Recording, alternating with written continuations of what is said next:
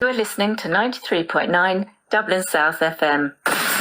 Broadcasting from the Dundrum Town Centre, this is Dublin South FM. Sharad Awasthi is here for the news analysis for many issues related to India and, of course, international news as well. So I will leave it in the capable hands of Sharad Awasthi to cover all those news. So sit back, relax, and see what he has to say, or hear what he has to say. Listeners, thank you for your continued support and valuable feedback. Today we have lots of grounds to cover, and we have updates from the Gaza and Israeli conflict and the consequences which are deep inside the geopolitics and the International Court of Justice. Also, we will have a look at the issues in India as the elections for the first phase approach in next 10 days. The issues are many, chaos is enormous, and amidst the fever pitch of national elections, it is not easy to find the real and consequential matters. As our listeners would know, the situation in Middle East remains volatile, and France, Egypt and Jordan, and they are urging Israel for an immediate ceasefire, an unconditional ceasefire in Gaza. However, amidst these diplomatic efforts, Turkey has escalated tensions by initiating a trade war with Israel. They are imposing embargoes on 54 products that they export to Israel.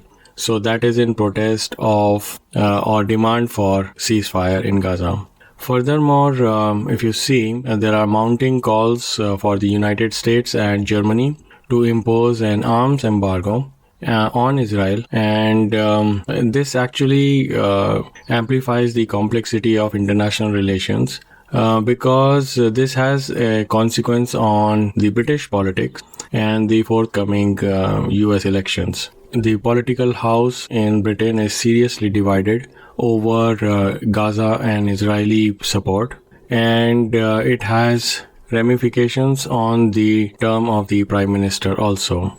On the legal side, the recent developments have been that Nicaragua as a country is taking Germany to the International Court of Justice, and they are accusing Germany of abetting genocide and its alleged arms supply to Israel. Germany, of course, have denied, but then it continues to supply arms to Israel. Meanwhile, the controversy, as we understand, surrounding the gas deposit off the coast of Gaza, the Gaza gas, particularly in relation to the exploration contract with British gas that happened somewhere in 1993, that persists, and probably that is what is defining the course of the Gaza-Israeli conflict. So that is our opinion. The government of Israel's pursuit of these resources is perceived by some as strategic objective, and therefore it is trying to alter the demographic landscape of Gaza Strip. So the human toll of the conflict, it cannot be overlooked, and the casualties are widespread. It is now about 35,000 dead, 70,000 injured, and predominantly they comprise women and children. So the dire humanitarian situation, also including the famine and the plight of Israeli hostages with Hamas, this actually underscores the urgency of resolving the crisis.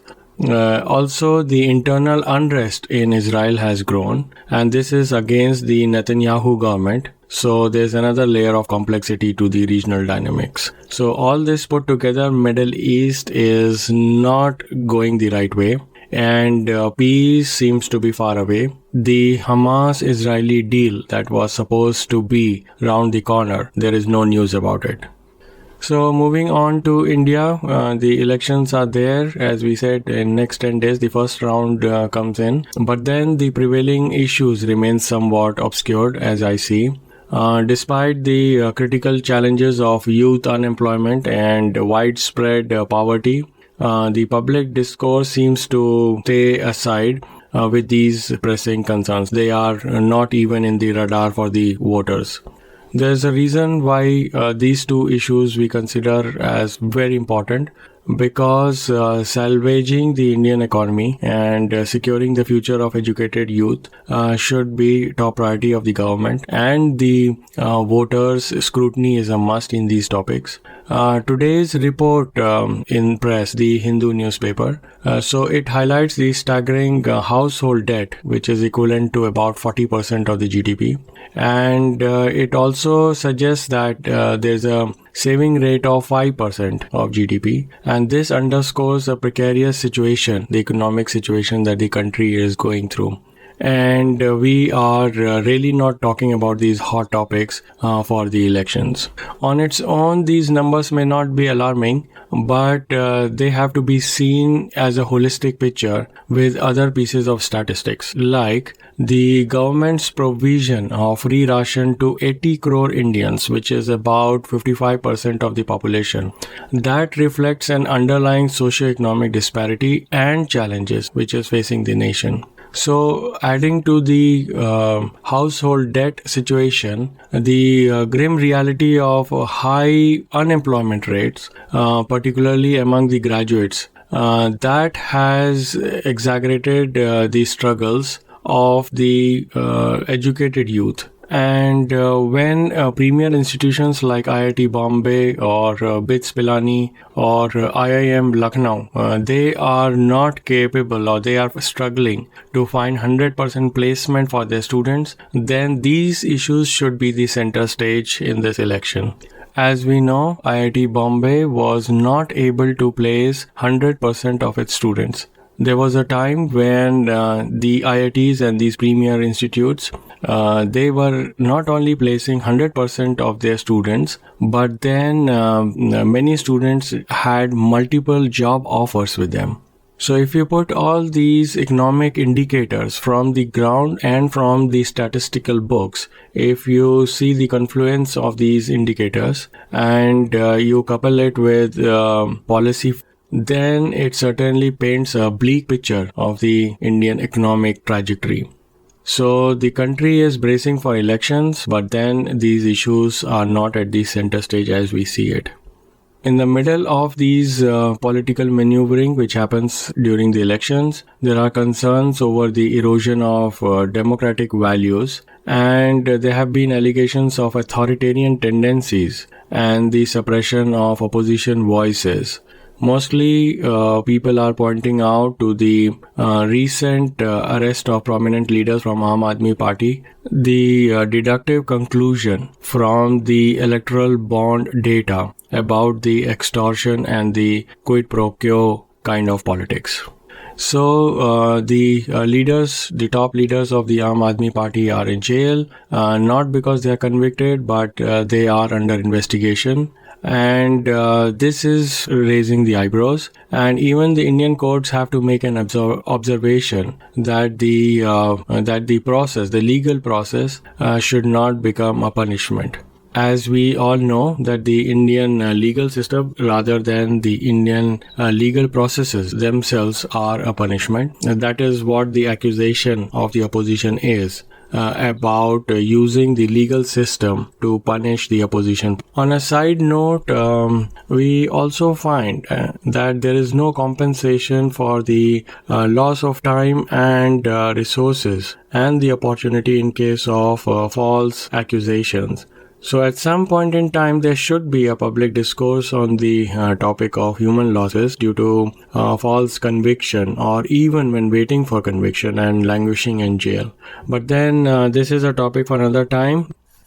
Moving on, in London, there is the contrast of Mahatma Gandhi's statue outside the British Parliament, and Mahatma Gandhi being a symbol of dissent and democracy. So that is the place chosen by Aam Aadmi Party volunteers to underscore the ongoing struggle they have to uphold the democratic principles.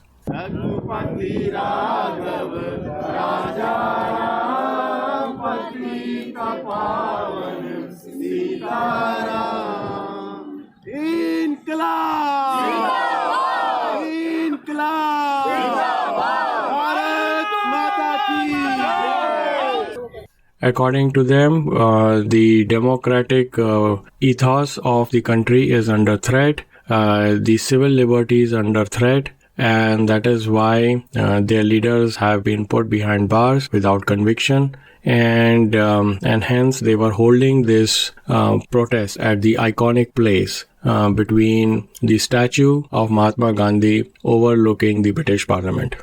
Bharat माता की जय, भारत माता की जय, jail के ताले टूटेंगे, छूटेंगे,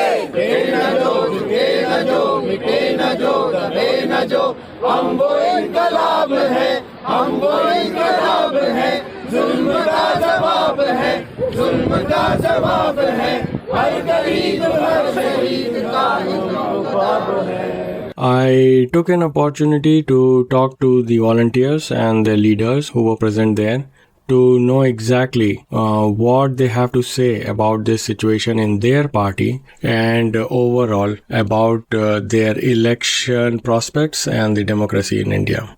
So we have with us Sandeep Bisht, who is one of the volunteers in Aam Aadmi Party and has been associated with the party since 2012-13. So that makes roughly 10 years or more, and has been involved with the strategy on the grounds for Aam Aadmi Party during the Delhi elections and here in the United Kingdom. So he is the best person to answer our questions as to what's happening with the Aam Aadmi Party, both in India and internationally.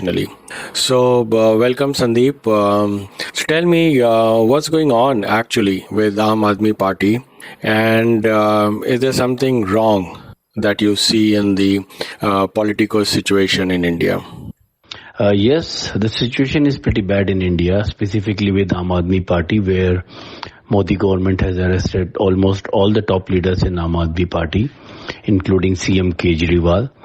There is a section in PML Act, Prevention of Money Laundering Act, Section 45, which was recently implemented by Modi government, and now they are misusing it. So in this section, they can arrest anyone even if they have a little suspicion of any money related fraud or laundering issues.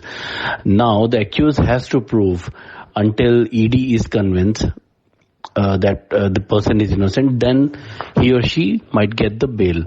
So that's one part. But not only with Aam Aadmi Party, there are other few leader of oppositions who were being sent ED notice. Some of them surrendered and joined the BJP. The cases were dropped soon after they joined BJP. Top of it, they were granted with some rewards like getting Rajya Sabha or upper house seats or some influential position in the government. Who has said no or defended their position not to align with Modi government, they are in a jail. Example, Jharkhand CM Hemant Soren. And there are a few other leaders as well who are saying no, and the inquiries is going on. So yes, situation is pretty bad, and we had a big protest all over the world on 7th of April. Aam Aadmi Party, supported by India Alliance. Even in London, a couple of people from Congress or other parties as well joined us. So we have shown our strength as India United, that we, India United, want to reinstate the democracy in India.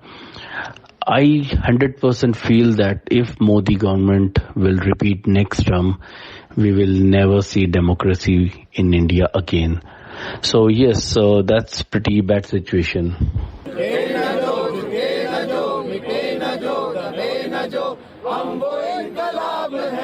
So that was Aam Aadmi Party volunteer, who are one of the key components of the Indian opposition parties, and they have concerns about the democracy in India.